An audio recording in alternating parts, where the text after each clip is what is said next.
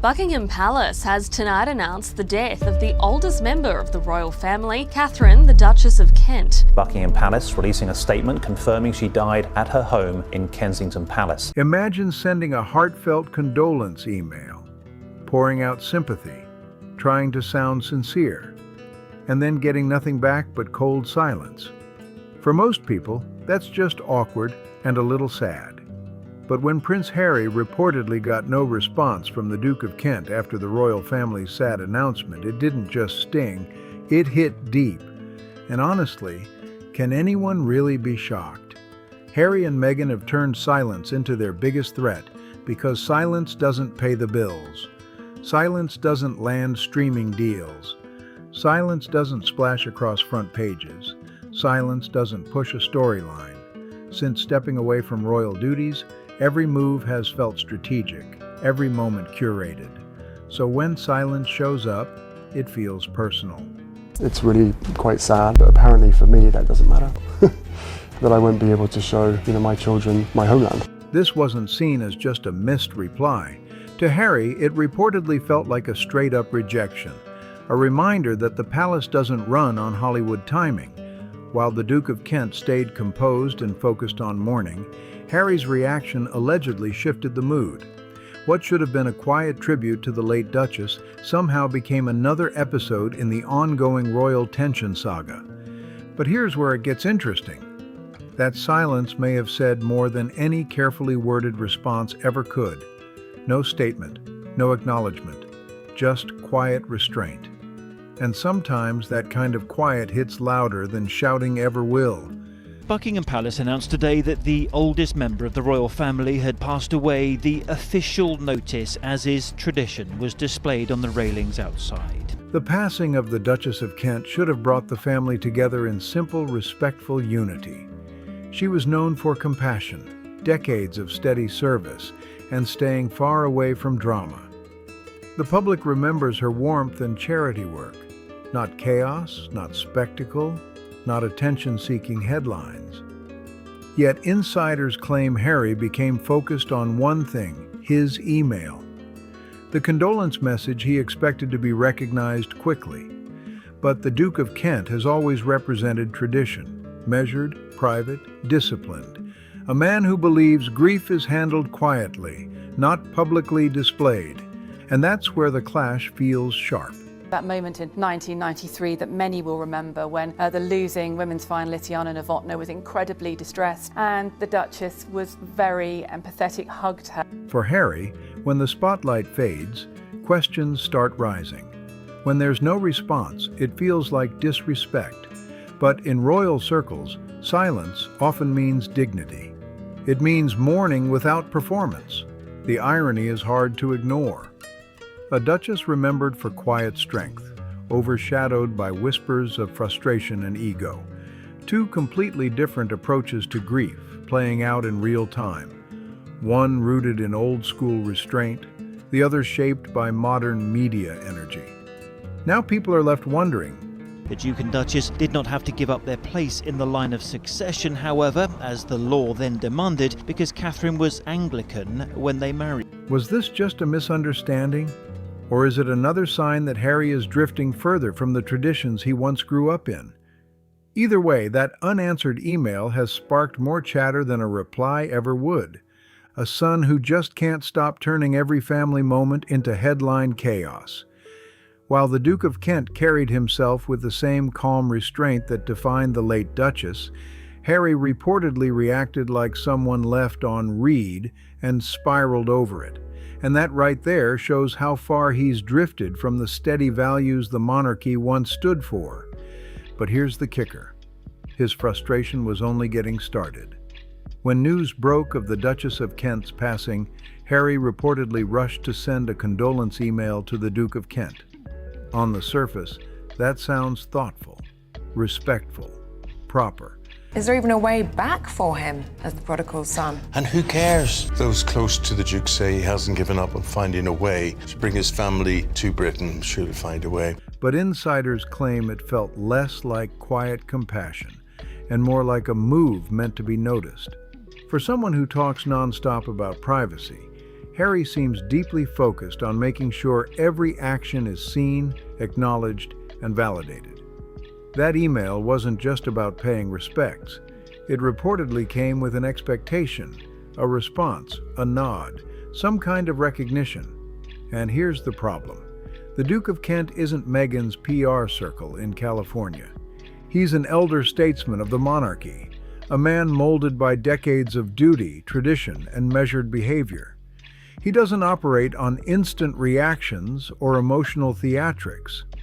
Yet when Harry's inbox stayed silent, reports suggest he grew restless. The same man who left Britain to escape the toxicity of royal life suddenly appeared desperate for that very institution to respond to him. That contradiction didn't go unnoticed.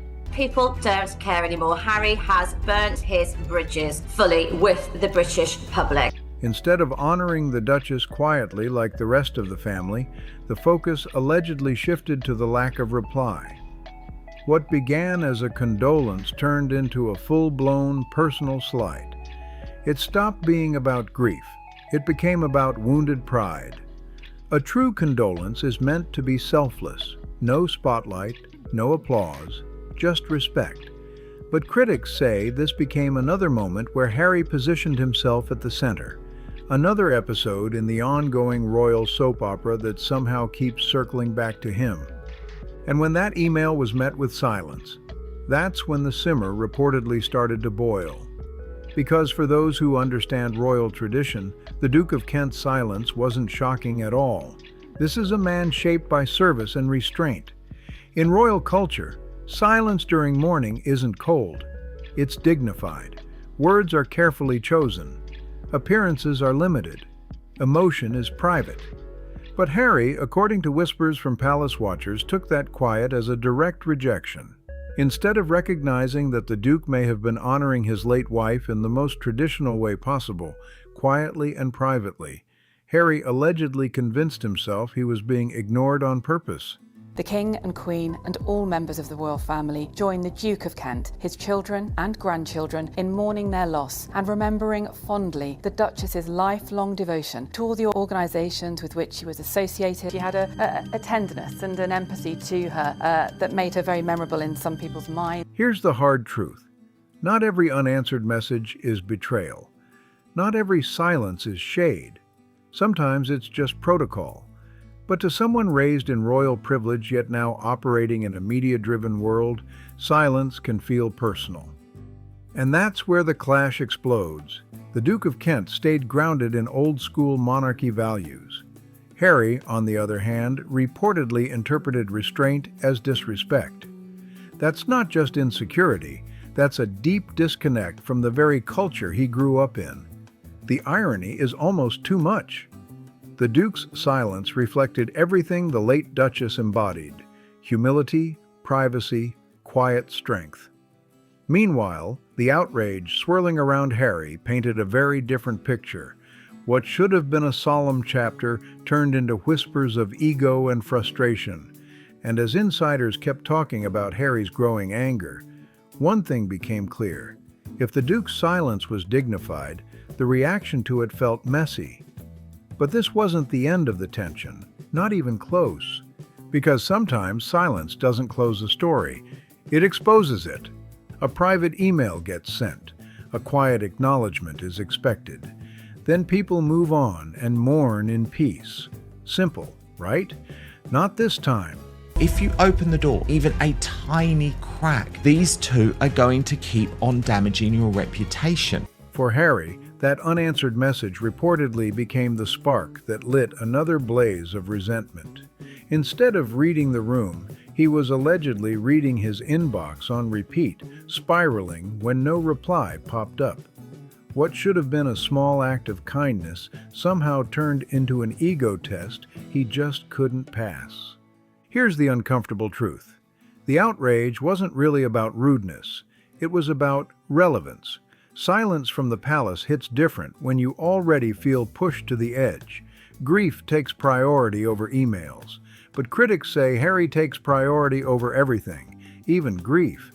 That's why insiders claim he kept pressing the issue, as if a response from the Duke was some kind of stamp of approval he desperately needed. It's almost tragic in how predictable it looks. A man who walked away from royal duty to be free, still tangled up in the need for royal validation. His anger didn't come off strong, it came off needy. Instead of appearing compassionate, he allegedly looked like someone upset that the world didn't pause to applaud him during a funeral. This wasn't just frustration, it was exposure. It showed the tug-of-war between the life he chose in California and the royal recognition he still seems to crave. And the timing? Absolutely brutal. She wasn't a rebel, she did what she wanted, but she was always very conscious of her position and, never wanted to upset the Queen, and nor did she upset her. Because the media was watching closely, ready to jump on any crack in the armor. When the headlines hit, they were sharp. If Harry thought this drama would stay tucked behind palace gates, he seriously underestimated the machine he's criticized for years. Tabloids ran with it fast. Within hours, stories painted the picture of a prince livid and snubbed. That wording spread like wildfire. It wasn't just coverage, it was a feeding frenzy. He was framed as the hot-headed royal who couldn't handle being ignored. The contrast was harsh. The Duke of Kent appeared steady and dignified. The rest of the family stayed composed and quiet. And Harry? Front pages labeled him the angry exile, once again pulling focus during a solemn moment. Every headline seemed to sharpen an image he's tried hard to shake. Reactive, entitled, disconnected from royal tradition. What makes it sting even more is how easy it was for the press. Harry has spent years airing grievances publicly. Now every flare-up becomes open season. The press didn't need to invent chaos, they just amplified what was already there. And Meghan's name didn't escape the whispers either. She was just simply Mrs. Kent. She was just part of the staff team on that day when she came into school and taught. Where she regularly handed out trophies. She supported a charity for homeless people. I learnt more from these children than I ever taught them. They taught me, it's just indescribable. I mean that absolutely sincere. She made headlines when she broke royal protocol to hug a runner-up at the Wimbledon Tennis Championship. Comment sections and opinion pieces linked her into the narrative, feeding that Sussex circus storyline tabloids love to replay. Fair or not, the association stuck. In the end, that fury over silence created the loudest noise of all. Morning shows debated it, opinion panels dissected it, social feeds exploded with commentary. And just when it seemed like the storm might cool down, the digital firestorm kicked in. If the tabloids bruised him, social media finished the job. Within hours, Twitter lit up with memes poking fun at a prince ghosted by email. TikTok creators stitched dramatic skits of someone refreshing their inbox over and over. Instagram pages labeled him the most sensitive royal. Hashtags mocking the situation started trending, not out of sympathy, but straight up humor. Younger audiences, usually more supportive of the Sussexes, joined the jokes. They weren't debating royal etiquette. They were roasting the moment like it was a sitcom plot twist. To them, it wasn't tragic. It was meme material. Older generations weren't amused either. Many called it yet another example of someone who dishes out criticism but struggles when the tables turn. When she was in floods of tears there and deeply upset. And it was a moment, I think, where it was obvious that there was a real empathy in terms of the public engagement that the Duchess of Kent carried out. The divide was loud and clear, and here's the real kicker. Social media thrives on embarrassment. What Harry reportedly saw as betrayal, the internet treated as contempt. Instead of the Duchess being the center of remembrance, the spotlight shifted to online mockery. That's the risk in today's world.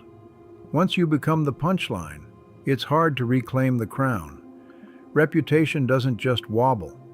It takes a serious hit. And in this case, silence didn't protect anyone. It amplified everything.